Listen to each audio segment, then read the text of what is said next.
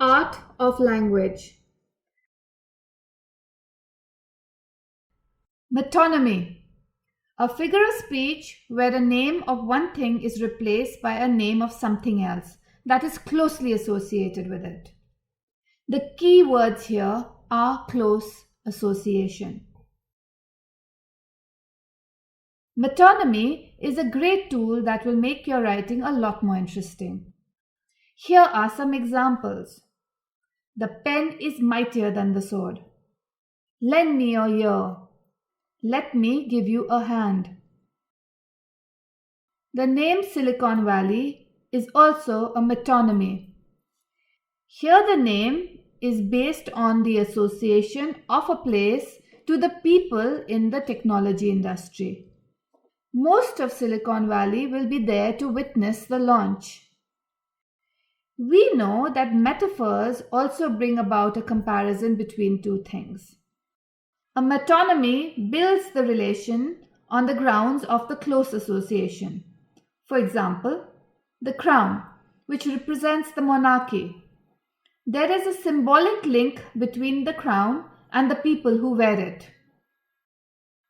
A metaphor, on the other hand, does not have a symbolic association. It simply helps explain something by describing it in terms of another. For example, life is a highway. There is no close association between life and a highway, but it helps us relate to the journey. Synecdoche. Synecdoche has some resemblance to a metonymy, but in this case, a part of something represents the whole, or a whole represents a part. Synecdoche can also call a thing by the name of the material it is made of or packed in. Did you get your wheels today? Here wheels represents the whole car.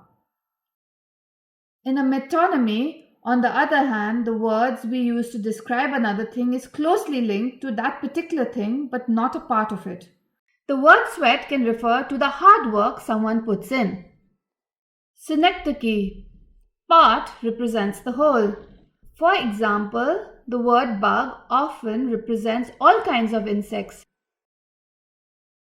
Here are more examples.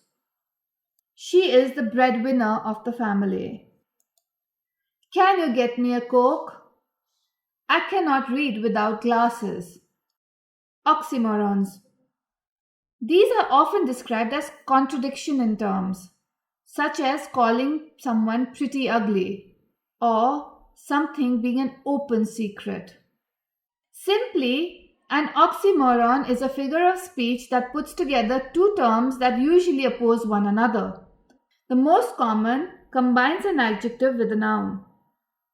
Dark light, awfully funny, living dead, sad clown, foolish wisdom.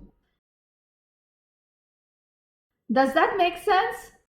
Let's agree to disagree on the point. Now, that's an oxymoron too. Writers usually take this a step further to make sentences that are oxymorons.